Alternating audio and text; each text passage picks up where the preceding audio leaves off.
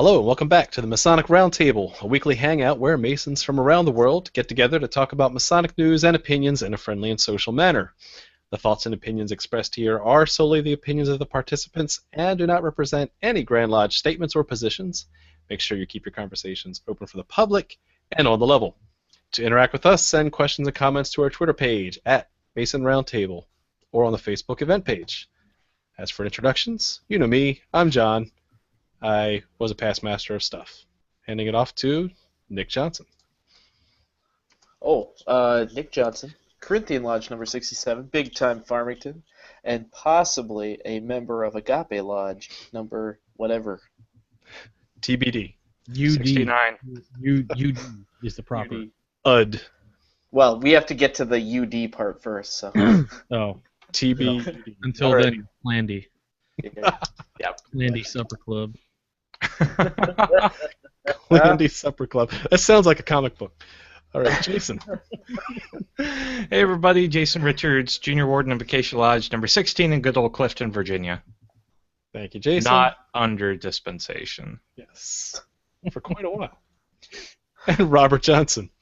Robert Johnson here, just about past master, almost secretary in a week or so of Waukegan Lodge number 78 in Waukegan, Illinois. Your past master elect. Yeah, is that possible? Soon to be grouchy jerk. Nice. You earned it. I didn't know we elected our past masters, but sure. Technically, we do. Oh, by default. I want to revote. All right. Let's move into Masonic news for this week. This was one that was found in my Masonic searches as well as submitted by a listener. Let me bring up the screencast here. This comes all the way from news around the world in Malta, where aides to the deputy leader of the Nationalist Party in Malta. The deputy leader, his name is Mario DeMarco. He has discovered two of his aides were Freemasons. And due to their draconian understanding of Freemasonry, he asked them to step down immediately. So basically word got to him that the two guys seen surrounding him were Freemasons, and later on you see a picture of them in a lodge room. Apparently, it's not just England that has a hang-up with members of the government, specifically the Nationalist Party, being Freemasons. What do you guys think of that? I think it's just funny that you used the word draconian. Well, it's Yeah. like as every Muslim country out there. Freemasonry is flat out outlawed. Could definitely be worse, for sure. Unusually cruel and severe dismissal. You know what, man? I mean, if that's the law of the land. I mean, it's the law of the land. Don't do it. Yeah. Mm-hmm.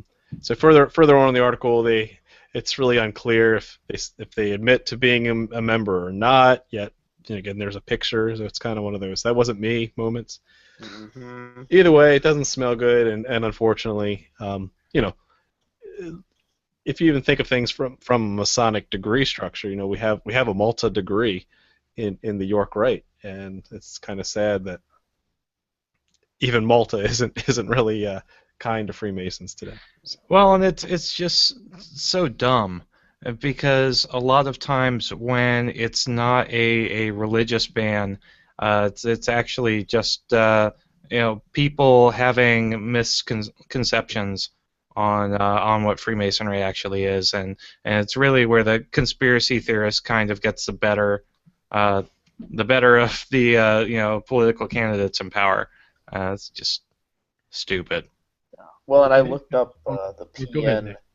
I looked up the PN party, and it's part of the Christian democracy movement. That political ideology, and I'm curious what other countries have that similar. If Christian democracy in general is views Freemasonry in a lesser light. So Only it's kind depends of on if they're Southern Baptist or not. Theocracy. It's never good. Alrighty, so more to come, I guess, on that. The next topic we have is a fundraiser for a lodge, and this something we normally don't do. But this is awesome. But it's kind of cool, so it's worth bringing up. We had a submission from a brother who's putting together a Teespring-like campaign, T-chip, and with the new Star Wars movie around the corner, he kind of came up with a creative design for a Jedi Master Mason hoodie T-shirt fundraiser, where the compasses are bearing light sabers. Sabers. So, blatant copyright infringement or awesome idea? I'm not sure. Yeah. Well, But once Disney finds out, it's all Pretty over. cool. You need an expert opinion? Yes, hey, here comes our resident Orlandoan. Juan, what do you think about this thing? I don't think there's any copyright infringement there at all. There's a creative interpretation of styles, but The only thing that Redditors were saying was that the term Jedi may be a trademarked term. Oh no, because that's an organized religion now. Yeah, you can put that down as a religion. Ah, all right. All bases are covered. Yeah. Full disclosure, John and I both may have already bought one. So here's an issue that you may or may not run across. I have in the past seen people do creative things with the square and compasses and get reamed for altering the lights. Go on. So for instance, Say it ain't so. I have seen 2 handguns and 2 rifles, and it was a Masonic shooting club. Dude, Oh, I see what you're saying. Kind of like So Mote Bacon. so motive. oh my god. I gotta go find that. There's also a golf club that has like 9 irons as the square and compasses. Right, wrenches for mechanics, these kind of things, but it never ceases to amaze me when somebody posts those things either on the Whence Came You page or on the Winding Stairs page. Generally, Winding Stairs, you guys had the band hammer pretty solid. I'm really loose with Whence Came You, so people post some goofy stuff sometimes, but it'll go off, man, and people just start complaining about it. I can't believe you would disgrace the lights this way, and blah blah blah blah blah. And All the baby boomers get onto Facebook and they're like, "This shouldn't be on Facebook." And then I'm like, "You shouldn't be on Facebook."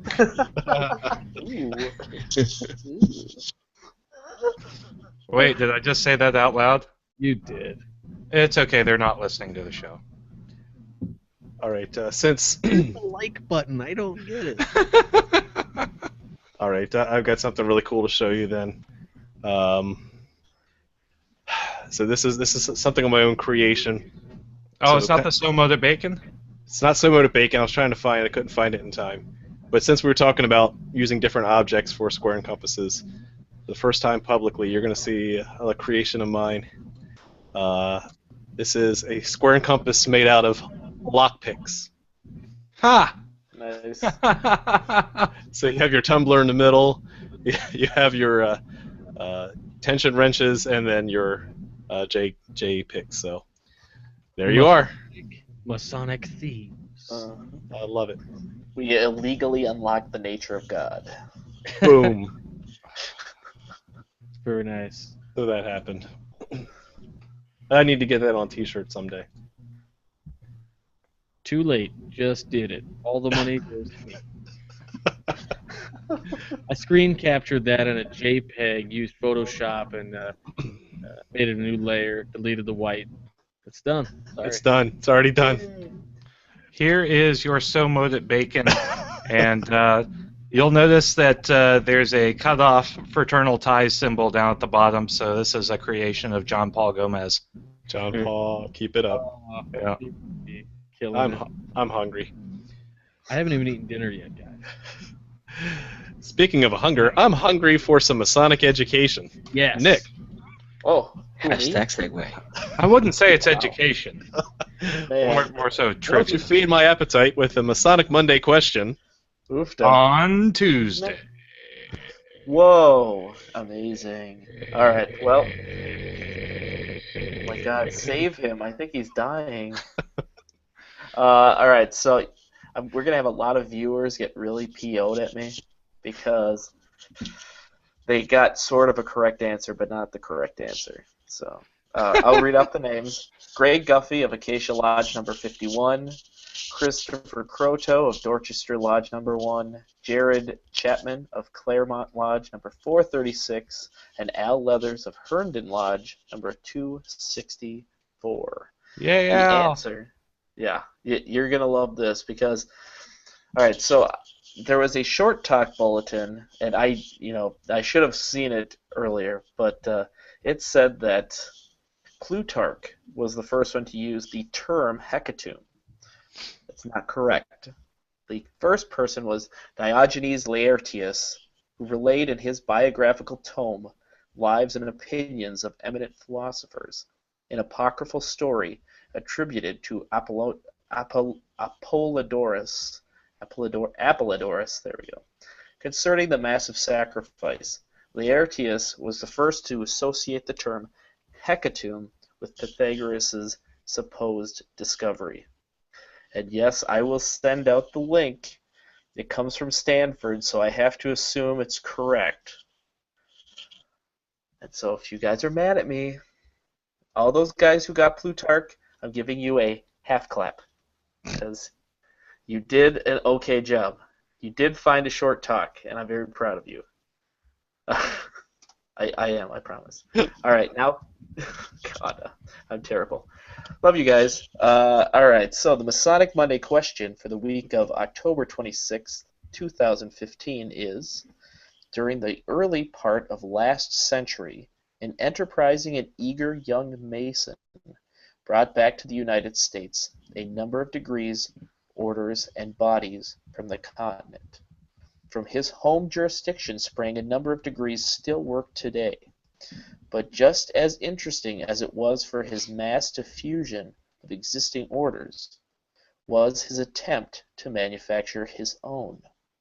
The resulting body survived only a short time, but the degree still survives in the confines of the American AMD collection.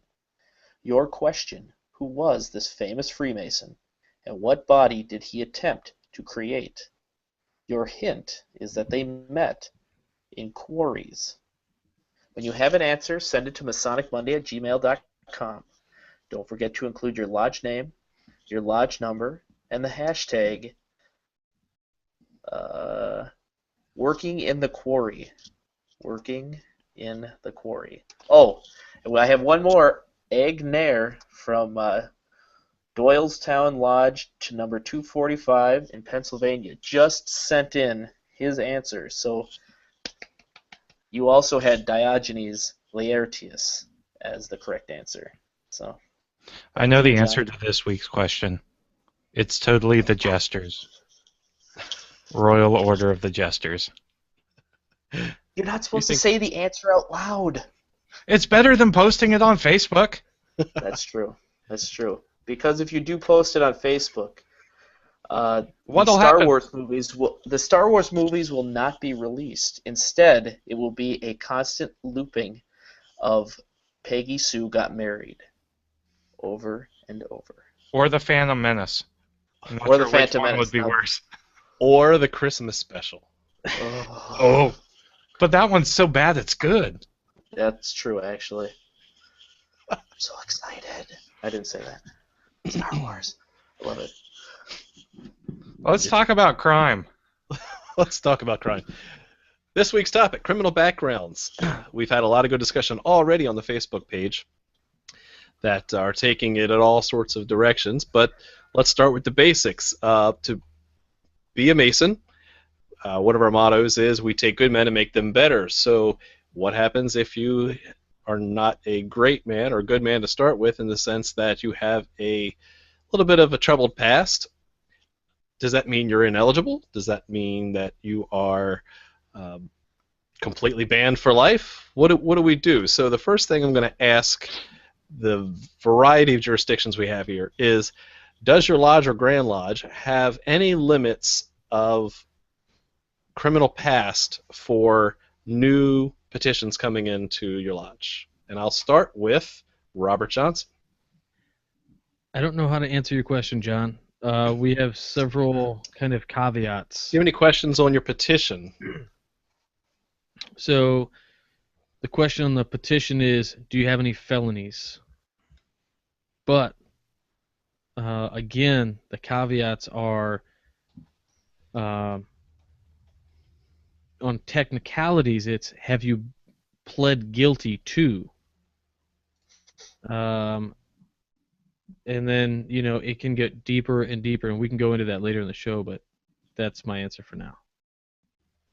Hey, that's good. Nick Johnson, what say you? Sure. You know, our petition form actually informs us that you have to report a felony, and I'm trying to think of what the exact question is. I can bring that up, but at least in terms of criminal past, you have to bring up any felonies that you may or may not have been charged with. But those are not the F word is not an automatic disqualifier, I don't believe. Because it also comes up in Minnesota, we actually have a investigation form that is written out, and you have to answer those questions, and those exact questions are actually read in open lodge. So one of the questions on there is, have they ever been convicted of a felony? And so you're asked twice. You're asked, and then on the investigation form, you're also the investigator's supposed to look for that stuff as well. Okay, thank you, Nick. Juan, do you know what it says on the Florida petition? I can't talk about the specifics of the petition, but what I can tell you is that in Florida there is a background check as you petition, and the petitioner is well aware of it. We make it. It's very explicit that it's going to happen. If there is a felony, the candidate is not eligible for membership unless that civil rights have been fully restored. And here, if in order for that to happen, either there has to be some sort of clemency hearing, whether you serve your term. There's a lot of variables in it, because depending on what crime it was, there's going to be different time frames. But as long as the gist of it is that as long as the civil rights, full civil rights have been restored, then there is an eligibility for the degrees. But if when the petitions are being read, if this discussion happens, I wouldn't be surprised if at the very least one person is going to be concerned and perhaps Right, I'll reserve my comments. Yeah. Alrighty.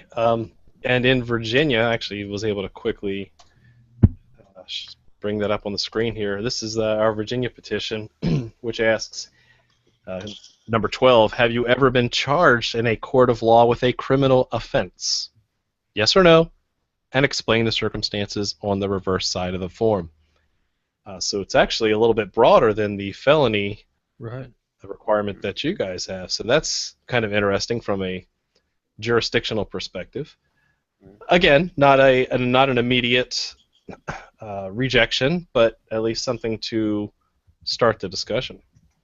I love the different petitions from just jurisdictions. That might be a topic for another show, because there are some bizarre questions on some petitions. That's a great idea for a show. It's in the backlog. Jason, add it to the backlog. Alrighty. So, Nail, since we've talked about a lot of caveats to all the things we've talked about, have you guys had to have any of those discussions? And we're not going to go into specifics of brothers' names and situations and all that, but generally, have you been aware of or have experienced as a sitting master having to deal with any of those types of situations where someone possibly said yes and then had to explain, and then what was the thought process that goes with that? So I'm going to start with Nick. Have you experienced any of the questioning into someone's past? New. I'm in a country lodge, so I'm sure there's stuff, but you know, I don't think anything that's ever been on the form that's shouts out felony. Well, that's true. Usually it's a yes or no box. So I mean, if it's a no, it's a no, and then it gets investigated on by the investigator. But, Well, knocking off mailboxes with a baseball bat, that is technically a felony, right? So. Yeah. Well, you know, that's a good question. Actually, I wonder if it is a felony. Now we got to look at the Minnesota code. Well, that candidate could possibly sabotage the reading of correspondence. We don't want that. Hey, that's true. So I haven't. Reach over to the secretary's desk. So I haven't dealt with that as sitting master, but I've been on investigation committees where that's come up, and especially since we do background checks now, it's always interesting if the background check that comes back does not match up to the petition, and sometimes we'll hold that thought. Yeah. Yeah, sometimes that's through no fault of anybody's own, just a simple misunderstanding, and other times it's like. You know, in recent past, some of the Northern Virginia lodges, you'll find guys that will, because of how broad the "have you ever been charged with a criminal offense" statement, you'll see a lot of guys circle yes, be perfectly honest, and say, yeah, you know, I was carrying a beer, you know, a block off campus, you know, 20 years ago when I was in college, and just got a written citation, and then we're like, so okay, you know, those things. You know, while not the greatest thing, happened 20 years ago. It was a extremely minor thing, and that goes into the discussion of, you know, well, is that something that we really want to ban someone who's a good man today from Masonry on? Yes, Well, guard the West Gate. I'll drink to that. It almost sounds like it's like Scientology. You know, it's like how. Wait, did I just bring up Scientology? They're gonna get us, aren't they? Oh, did you know item 13 on the petition is what are your theta levels? So, Okay. You're right. Those thetans are just they're out to get you. Are we But, going to talk about the polygraphs you have to go through as part of the investigation process? hold on to your butts. We're auditing. That's all we're doing. Just Okay. like the tax man. That's all we're doing. But you know, it's kind of interesting. Is like, you know, it's to your point about, you know, how deep does it go? I mean, if you say felony, it's fairly obvious. You know, it's a certificate of a certification of conviction, final conviction of a felonious act, right, or whatever. But you know, when you say criminal activity, I mean, is it a speeding ticket? I mean, all of a sudden you're asking these guys to do this introspection of what have I done that's awful? As we should. Yeah, it's like, well, that one time, you know, I was parked illegally, and they gave me a ticket for $25, and do I put that on? You know, at some point it almost gets, you know, just to be.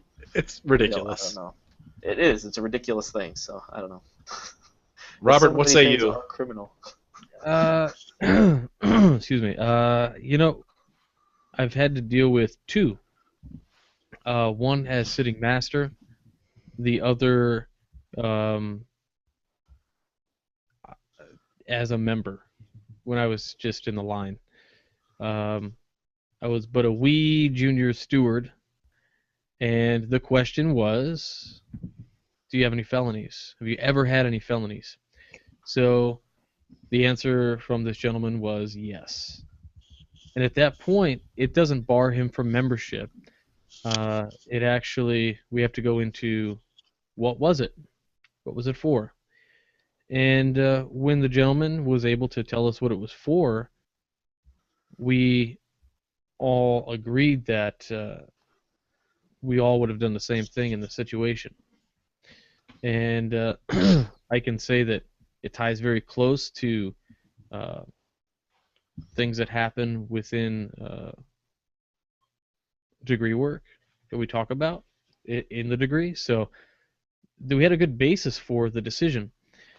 The other, and that gentleman is a great Mason today, phenomenal.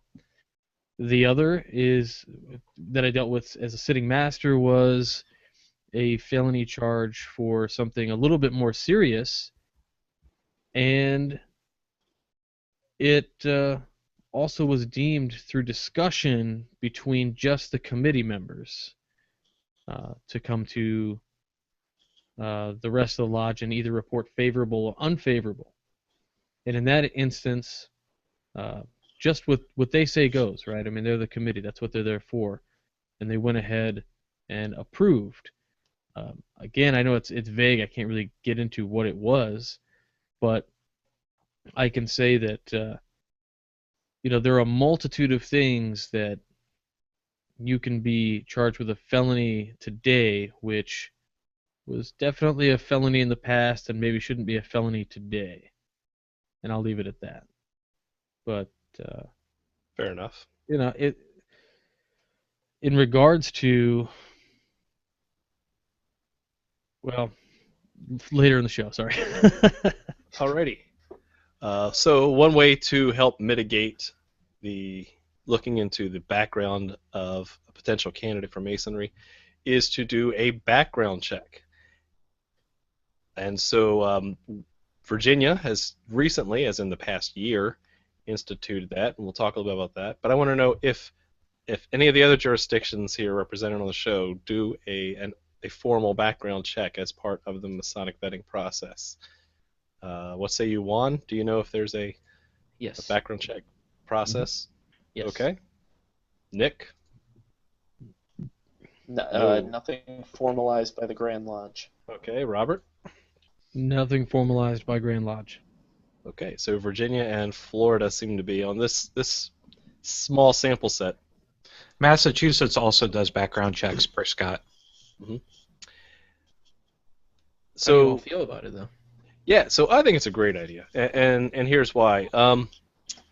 Obviously, there was probably a bad apple that really sparked things to kind of up the game a bit on the background of people. But one thing to keep in mind, here in Northern Virginia, it is truly a melting pot of cultures, and even the length of time requirement, in other words, you have to be a Virginia citizen for at least 1 year before you can apply to join a lodge.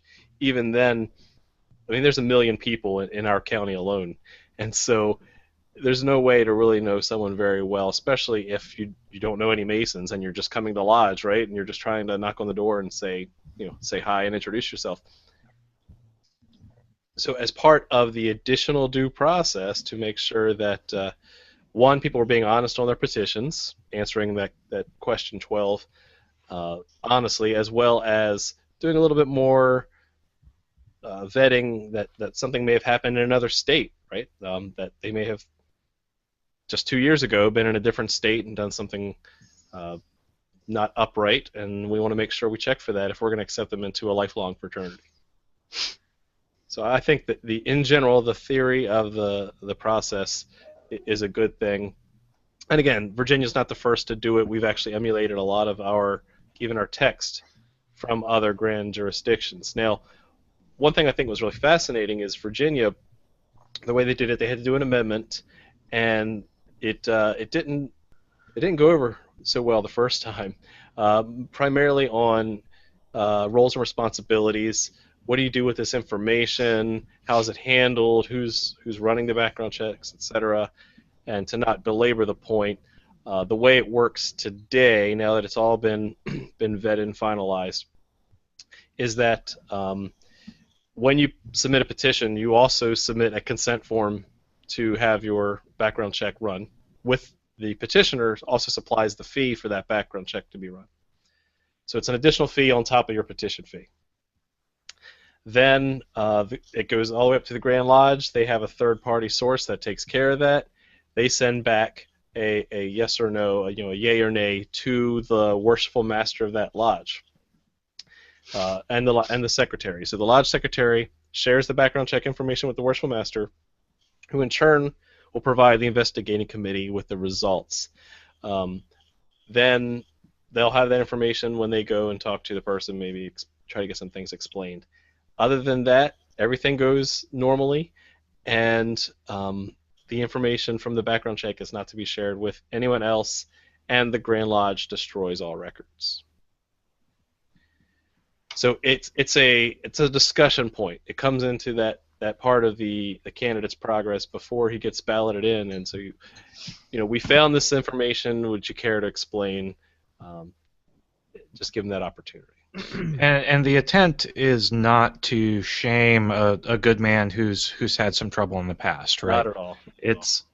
The intent is really to provide that extra trust but verify step before a brother is a member, just in case that you really do get someone who is petitioning, who maybe his signers don't know him really well, or he recently moved in state and just decided to lie about stuff he's done in the past. So for those who don't have background check, what do you guys think about that? Robert, Nick? Well, I guess I'll give a couple points to it, which is, A, I'm very much in favor of a background check. The argument that I hear all the time for against it is people will say that, well, you're not trusting the brother. You're not trusting him on his word. Listen. He ain't a brother. Yeah, he's not a brother, number one. And I don't trust anybody on their word except brothers. I mean, let's face it. Every year at Grand Lodge sessions around the country, they have to discuss members who have recently been found out to have had X number of felonies and other crimes, and whether to expel them, to reinstate them, or whatever. Wouldn't be a problem, and we could all go home a lot sooner if we'd just done some proactive work, running a criminal background check. People say, well, you're charging X amount of money for a petition fee, and you want to charge that on top of it. Well, for some lodges, like mine, we charge $200 to a petition fee. It's a lot of money. And I think we could pay for a background check out of that money. My caveat to the background check, however, is that I would strongly, strongly, strongly oppose a final decision on a background check coming from Grand Lodge. So, for instance, I wouldn't say Grand Lodge gets to run the background check and then tell me whether I can proceed or not. I don't think that's okay. I think because felonies are largely, on the whole, span the spectrum. Felony doesn't mean murder. I mean, you could have a guy who had a controlled substance on him 30 years ago as a felony. Yeah, some kid doing some hacking, Whatever, exactly. From his parents' basement when he was 14. That's Yeah. a felony, right? Yeah. So that's the reason why you can't have a blanket coverage from a Grand Lodge, because you're going to end up having to have them write all kinds of policy to try to circumvent like the yes or no process. No. Let them run their background check. Let them report the findings to the secretary only if they found any issues. Secretary can go to the master and the investigating committee of 3 members and say, these things were found. In your further investigation, check it out. And by no means would we ever, like as Jason said, use this to shame somebody, or even to use it, as some people would say, as a checkmate. Oh, no, but it says here, buddy. Not like that. Not at all. Hey, Nope. we found very gently, we found this thing, you consented to the criminal background check. We need to talk about these few things. I mean, what if you were going to have a guy come in the lodge who was eventually going to stick around and he's going to be a treasurer, but he had a felony? Maybe he owed $100,000 he was ordered to pay back for some embezzlement. Is that somebody that you want to eventually come through? Is that going to be an issue at some point? It's just that we have to do a good job. Jason said it before the show, and just at the top of the show was guarding the West Gate. And we hear that word and that phrase all the time, but we have to do it. You have to. Yeah, Well, so- and the background check is another tool to accomplish that, but the problem comes in when it stops being a case by case basis every time. Yeah, absolutely. It has to be case by case, and that's why I say Grand Lodge can report back, and then it's just to those guys. It's very, as John, you pointed out the way Virginia works, and that's great. And I think if it's not on a case by case basis, I will retract this statement if I'm wrong, but I do believe like Pennsylvania is, they tell you whether you can proceed or not. And if there's something that was so stupid of a mistake back when you were 17 or 18 years old and you're now 40 years old and you're an upstanding member of the community, you run or you're part of a legit business, you have a family, whatever constitutes a good man in today's society, you're doing all that, you haven't looked back, or in some cases guys are ordered to complete court programs, and they do it, and they drop the felony, but at some point it's still on the record in the lodge, but not with the state. And now the Grand Lodge still gets to put their hand in it. Nothing against Grand Lodges. I love the Grand Lodge. We do a lot of good stuff, but I just don't. I wouldn't be comfortable with them making that final decision. That's why the background check cannot be the be-all, end-all of this conversation. It's a tool. No, it's exactly. It's just one of the tools that we have at our disposal to validate whether this man is worthy and well qualified to join our fraternity. After all, we're including him into our family. We begin to call him brother. We begin to expose our friends and family to them. The last thing I want is to allow someone to come in that is questionable. Because here's the thing. When I say that is questionable, it's that there's some questions still left unanswered. If the felony that he had let's say he had a felony when he was very young and he was immature like we all were. I made bad decisions when I was young, and so did we all. And some people, did some more serious things than others. But we move forward, and we have to be able to answer the questions that arise. Are we a changed? Are we changed? Are we a trustworthy man or not? It's like here's the thing. I've seen this happen. Someone sends an email saying, I'm going to be in town, I'm a brother from this and this lodge, and I need a place to stay. Can you offer me a bed and a table? And I've seen brothers travel here to Florida and stay in someone's house just because he's a brother. So I'm one of those bros. Traveled to PA, stayed with brothers, yeah. People trust me. I stayed in their house. They fed me food. You're a little shady, but And they immediately regretted it. They immediately regretted it, but it happened. in the middle of house the and night. home. I've opened my house. My wife jokes that we run the Masonic hostel. Oh my God. It's just when brothers are in town, Yeah. just stay. And I have to be able to trust you. Exactly. We need to be able to trust that our brothers from other jurisdictions are doing their due diligence to make sure that they're not allowing someone questionable within our fraternity. Nick, what do you like the think? Contrarian view? Yes, I would like the contrarian view. All right, so I'm going to go off of where Robert is in saying that Grand Lodge should not be involved. This is the thing. I'm a Masonic libertarian. I can't stand when they think that they have to be in charge of everything. And this is just Nice. another power grab if this is what's happening.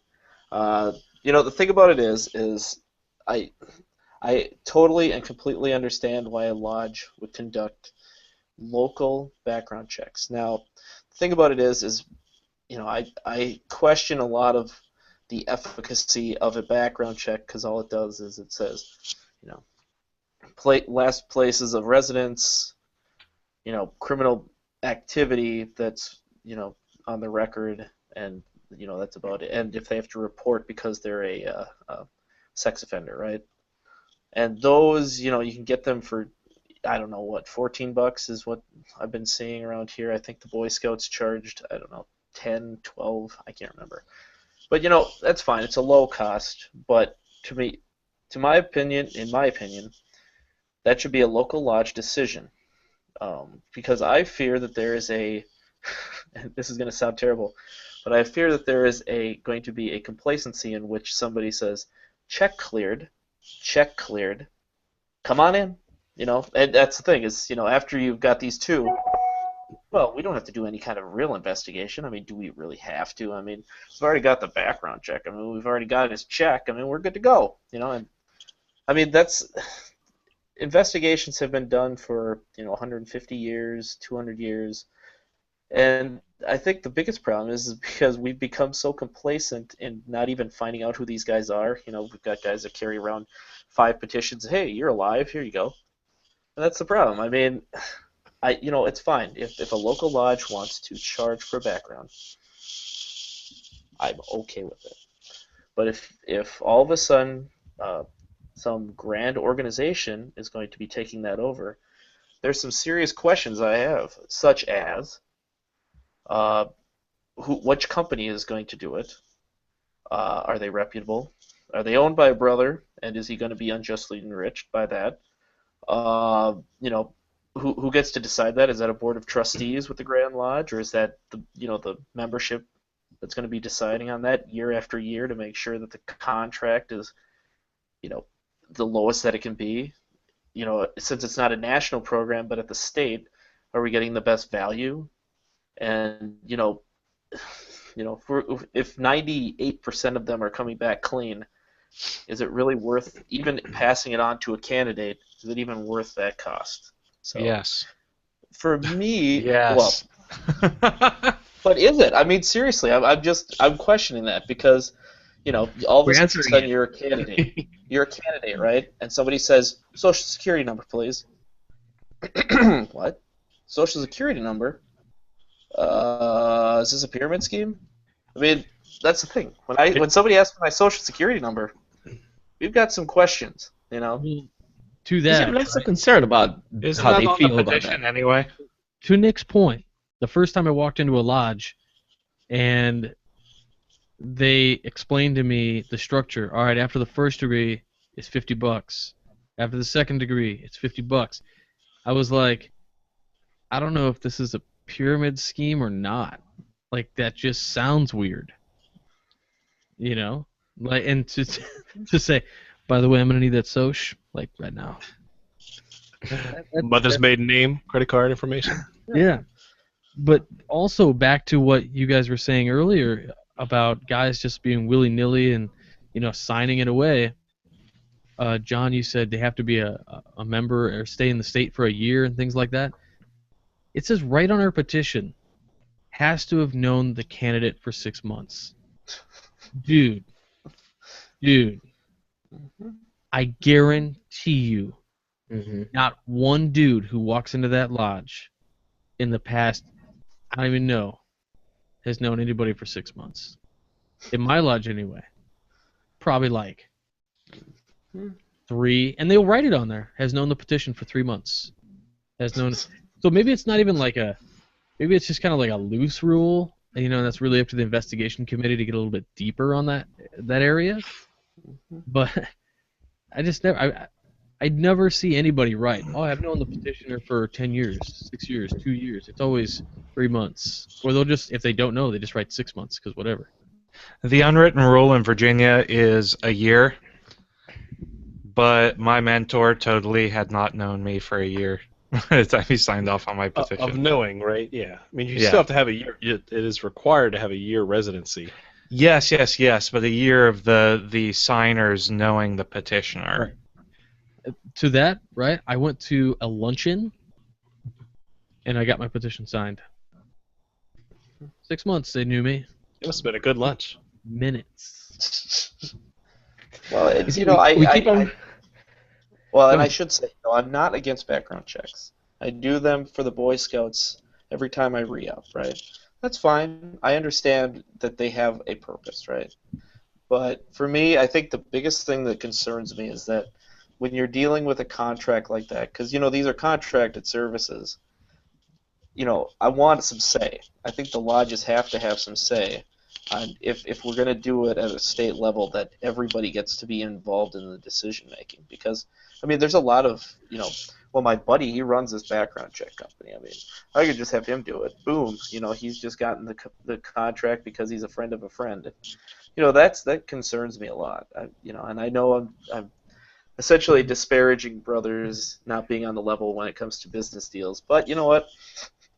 It Nick, happens. every day. I know. So that's a whole nother ball of wax, man. Mason's greasing some palms, dude. Because, you know, we have a history. Yeah. Let's move off to social media, see what they're saying, because there's been a lot of debate going on the Facebook page. Jason? Yes. So first and foremost, I have to start off with the best comment of the night. Brother Justin Miller. And I told him that he got best comment of the night when he posted this. He said, "I want you guys to know that I value all that you do. I just got Halo 5, but I'm waiting until after TMR to start it." What's So- wrong with him? Seriously. We love you, bro. Thank you. Dude, it's a podcast. You can listen later. Most of us appreciate your dedication there, Justin. You are a rock star in 4 out of the 5 TMR host eyes. I'm contrarian today. Yes. I'm the Armand White of TMR today. So. So we've had a slew of comments from brother Scott Sherman, a baby boomer who actually listens to the show. Golf clap. Cheers. He does say that Massachusetts does background checks and they are national background checks. And he agrees with Juan. Background check, investigating committee visit, reference checks, a notice to the lodge of proposed ballot, and the ballot box are all great tools for making sure that you're bringing in the men to the lodge that you want to have in there. Look at it this way. When you get a job, they do all that stuff. And it's a volunteer organization. A lot of volunteer organizations run a criminal background check. You know, that's just the way I feel. Yeah, and you came to us. That's as simple as that. You want to be a part of us. Here are our conditions.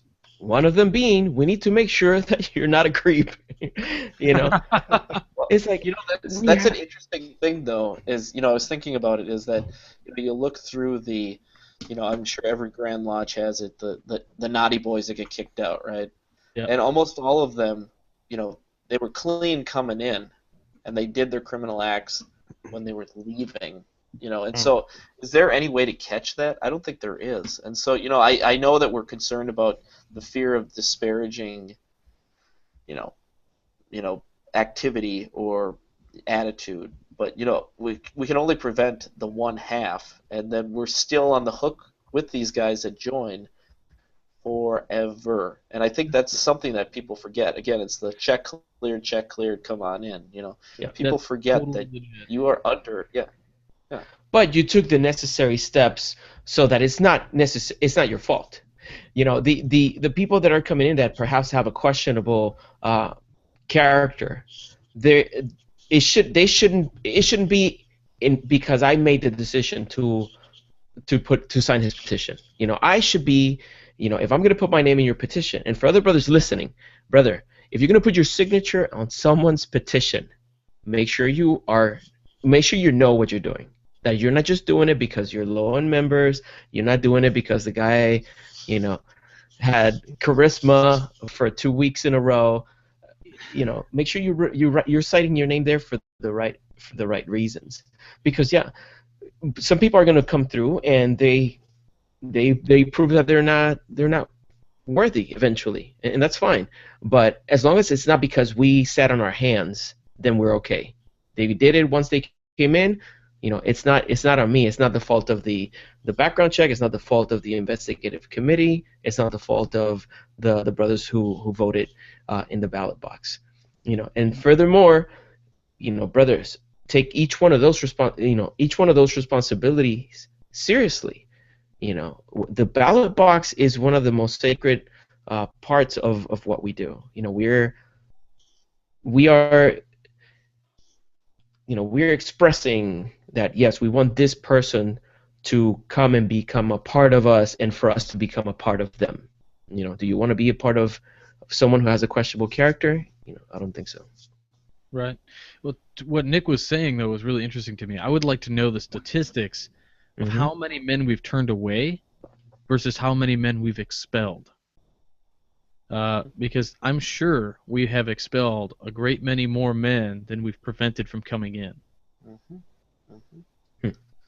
Well, and a background check would maybe catch a few of them. And that's the thing is my point is, if a local lodge wants to do it, they should do it. But it's not always been done that way.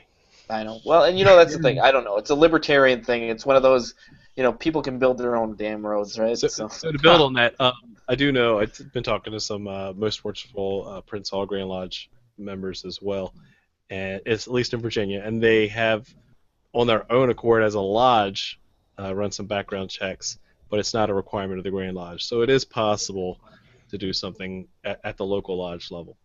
Yeah. So let's talk about. Oh, go ahead, Nick. Oh, sure. Well, and there's free resources as well. I think maybe the FBI or somebody has like the Drew Shodin sex offender registry or something like that. I mean, there are free services as well, but maybe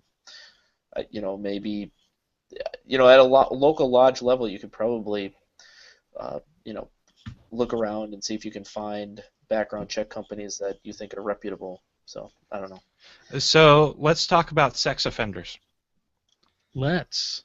There was a really interesting discussion on the Facebook page about this, and I think it's something we need to talk about, because I think, first off, there was a post saying, okay, any lodge that conducts youth group activities should have a background check, and I mean, I tend to agree with that.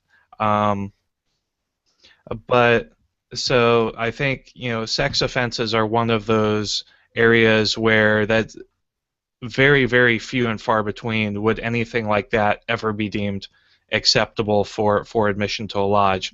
But in the case of perhaps a 17-year-old who has sex with his 17-year-old girlfriend, and they're both underage, and he gets caught for statutory rape. I have a very rigid stance on that, and the stance is simply this. More people have the free ability to look up a sex offender than anywhere else. In fact, there's apps on your phone that will tell you where sex offenders are registered in relation to where you live. Here's my deal. If you are a registered sex offender, I don't know one parent who hasn't checked their area. Okay? I'm sorry that that's on your record. I'm sorry, but that's something that needs to be fixed within the legal system of the United States and look at it on a case-by-case basis. The fact is, if you care enough about the fraternity, you will all understand that we cannot take you with that on your record. That's it. Done. Sorry. Well, and honestly, that particular case, I can guarantee you, is probably such a small number in the grand scheme of things. Most of these are going to be actual bad guys that have done bad things, and it's easy. I mean, it's just a hard stance. You're out of here. You're not even your petition is not even going to be looked at, in my opinion. And the thing is, I check that app all the time because I got kids, so it's one of those that I'm always on that one, making sure. And so I can't imagine any lodge saying, well, I mean, let's look into that. I mean, it's just not going to happen. All right, in the interest of time, let's keep moving forward. Right. Jason, anything else on social media before we start to wrap up? Oh man, we have so much stuff on here tonight. This has been a really, really good episode um, for interaction with listeners. Um, just trying to hit some of the highlights here. So, Joseph Jackson has talked a little bit about third-party background checks, and from what he's been told, it's actually mandatory in Kansas, where he is, to have a background check through the Grand Lodge, but it's done by a third party. So the third party is a company like a website you go to submit your info, and there are certain crimes that would completely eliminate you from becoming a Mason. And again, in the process, you're interviewed by a third-party company. They're more or less just seeing if you're going to tell the truth, which I think is interesting. So there are some background checks that are done where it actually consists of an interview as part of it, which is interesting. Hey, one thing I wanted to add, Richard Ingham adds about Pennsylvania specifically to your comment earlier, Robert. Yeah. There isn't anything on the petition about any criminal record or convictions. It's up to the investigating committee to check into the petitioner's background. Grand Lodge does not recommend a background check, but it does recommend one, but it's not mandatory. Excellent. Thank you for correcting me. So, and I'll close out with something from Brother Edgar, who is of Masonic Revival fame. He's actually been to Lodge quite a bit in Peru. And he said, in Peru, the candidate's petition, along with their photo, is posted in the Grand Lodge's public bulletin for a month. A copy of the petition and the photo then goes to every single lodge in the country. If a member in a different state rejects the petition, the candidate's petition may actually be rejected in turn. Hey, you know what? I totally agree with that system. That's brilliant, actually. Paperwork would be hell. It would, but you know what? Grand secretaries, they need something to do, so. Man, I am crotchety today. Holy Great. So these are great things. We could talk all night about that, but unfortunately the time is now. It's well beyond time to start wrapping things up. So let's go to Juan for his final thoughts. Well, I'm very passionate about this. If you can tell, we kind of got hung up a little bit on the whole background check part. I just want to make sure that I'm clear what my position is, that it's just one of the many tools, and if we are at the mercy of at least in most jurisdictions, we're at the mercy of the way things are done, where every year the leadership changes regardless of their qualifications to be in leadership position. And the same thing happens even much more rapidly in terms of committees like the investigation committee. I think it's important not to take it lightly. The person that goes and joins an investigating committee, and for the worshipful master, the person that you entrust with this responsibility is not by consequence also adopting accountability. You are accountable for how well or how bad this process is done.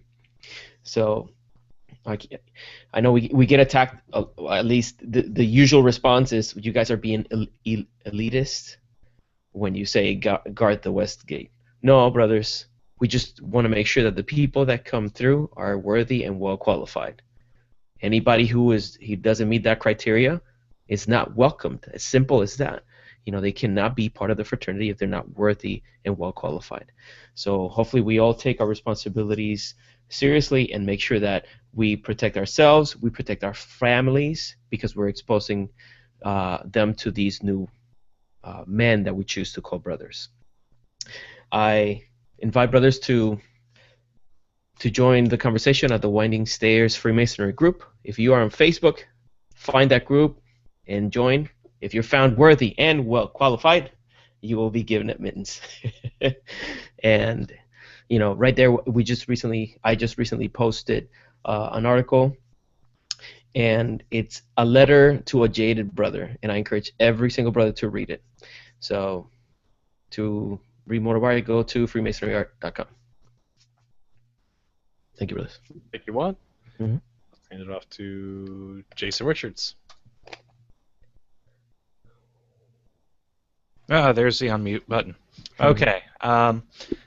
Listen, this fraternity is a place of trust, and it's a place it is a safe place, or at least it should be. And that's why we have such an emphasis on being a person of good moral caliber, good moral character. And so we naturally, if we want to preserve Masonry as a safe place and a place of trust among brethren who can really count on each other for literally everything, then we need to take steps to make sure that we are getting the right people in. Because until you have taken that oath, you're not a brother, you're just some guy from the outside. And it's our job to make sure that as few undeserving men become brothers as possible. And that's a hardline stance. And that doesn't mean that if, in my eyes at least, if, you've had some infractions here and there, that we can't talk about those and consider those, again, every single one on a case-by-case basis. But it means that I'm going to look at it really hard and make sure that you are someone that I would trust my family to for the rest of my life, because Masonry is a lifelong thing. And that's all I have to say about that. Thanks, everybody, for watching the show week after week. Thanks for interacting with us, especially tonight. We had some fantastic conversation. This is obviously a topic that a lot of people have thought about and a lot of people are very passionate about. So thank you so much for giving us some extra input during this episode especially. Check us out every Tuesday night. Like us on Facebook. Share us with your friends. And we'll be back here next week with another exciting topic. All right. Thank you, Jason. All right. Let's talk to Robert Johnson. Ugh.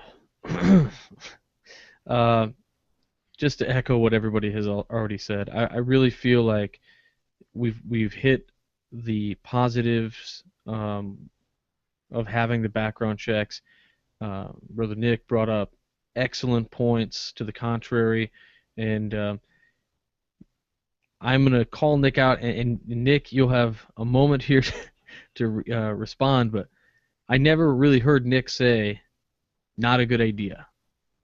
I heard him say it should be up to the lodge if they want to do it, and I heard him say that nobody should have the grand authority. And I think that's very important, and I'm sure he'll add to that. But that's all I can say. I just really hope that we're, as a fraternity, as we've said, if you just want to go back to Grand Lodge, right, 1717, since then, I don't think we've been doing background checks since then, right? I mean, it's just been word of mouth, investigation committees, and we've done a pretty good job. But I don't know that are we still doing it that well? And how many men have gotten through that maybe shouldn't have since that time? I don't know. So just do your due diligence. As Juan said, remember when you're signing your petitions, what you're signing and what you're doing. Root cause analysis, can be brought back to an investigation committee and a signer for somebody who gets in. That shouldn't be here. And God forbid, if it's a white-collar crime, whatever, we can hopefully recover. But if it's not, and it's something worse, you don't even want to think about it. So do your due diligence. If you'd like Masonic Podcast, 9:30s, Sunday nights, whence came you? And that's it. Thanks, guys. Coolio. And who do I have left? You got me. We've got the crotchety one. All right, you ready? Okay, so I'm gonna a little bit back up, because although I do in fact think that Grand Lodge needs to stop. And my Grand Lodge is pretty good, but from the stories I get to hear, a lot of them like to jump in and see a bunch of nails that aren't there, and then they got to hit, right? But the thing about it is you know what? If a Grand Lodge wants to do contracting services for a background check company, that's fine, and then offer it to the lodges as an option. And then the lodges can also choose their own to do as well. Because I completely agree with these guys. A lot of these guys we need to check out. There is not a familial connection anymore within Masonry the way that it was. Most men that I know who join Freemasonry come in through an email portal, or they interface with a website or something like that. They've never ever known a Mason other than maybe their grandpa who passed away 5 years ago, and they're not going to know anyone in the lodge. And so that's a concern, and criminal background check is going to do some of that. Now, if there is a mandate that criminal background checks do have to be done, lodges should be free to either use the state level one or their own, and that's totally fine with me, because that's maintaining my local control, because local is where Masonry starts. And so with that, that's fine. And as to criminal backgrounds themselves, I do think that there is a subjective level that should be employed. It shouldn't just be an automatic. If you see an F, if you see the F word, they're just not there. Now, after they join, and if they get an F word, I'm more than happy to see them go, because that's fine. Because you know what? They know and we know that they're not supposed to do that kind of stuff. And so you're out of here. Simple as that. I know that sounds kind of harsh, but that's just the easiest, most simple way to do it. And if it's a crime of moral turpitude, even more so. I'm more than happy to see you go. Don't let the lodge door hit you on the butt on the way out. And yeah, sex offenders, don't even come in. Don't even knock, because sorry. Yep.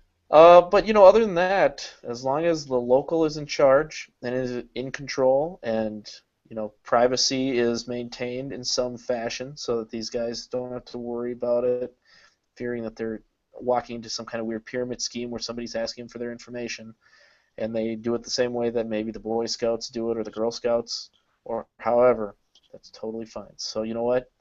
With all that being said, background checks, I'm more than happy to say Zang, but with the caveat that local control should rule always. Thanks. All right, thank you, Nick. Yeah, for my final thoughts, I'm going to summarize what everyone else has said, but we haven't explicitly said that, this is the last step before we accept a brother for life. And so there's really no going back after that. While we've had a vetting process in the past that's relied on getting to know someone personally, again, as Robert said, things fall through the cracks. This is just one other tool in the toolbox to vet people before they get through, because after that they're entrusted with all the secrets. They're entrusted with our personal trust, and so we better make darn sure that everyone coming into that lodge is fully vetted and accepted. And then, by all means, then you have that extra layer of security, extra comfort level. But again, after that, once you're a brother, there's that mystic tie that goes well beyond any criminal background check can establish. With that, that's all I've got. So sorry for running long tonight, but it was a great discussion. So thanks for hanging on. Thanks for listening, and keep searching for more light. Have a good night.